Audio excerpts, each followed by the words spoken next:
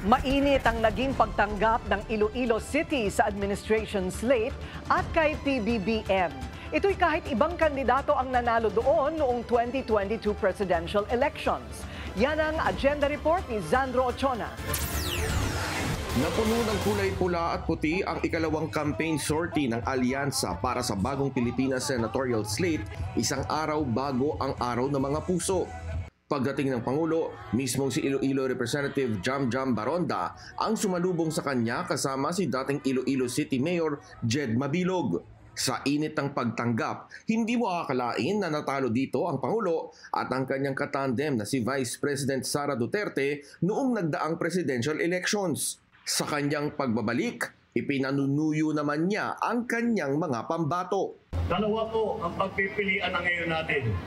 Mamimili ba tayo na babalik tayo sa panahon ng lagim o tayo ba ay tutungo patuloy sa ating kinabukasan na maliwanag, na mapayapa at maganda para sa lahat ng Pilipino. Hindi ko namimili kung sinong uunahin.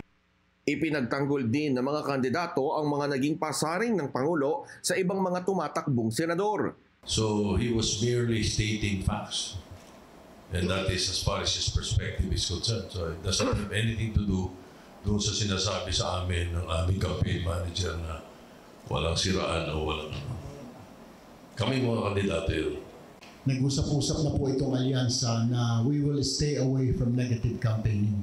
Ang gagawin na lang po namin, siguro lahat naman ho kami ng mga kasama ko rito, we will just base it on our performance. Hindi po namin babanatan yung kabila, kundi ilalatag lang ho namin yung mga nagawa.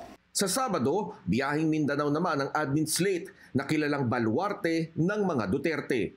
Para sa agenda, Zandro Ochona, Bilyonaryo News Channel.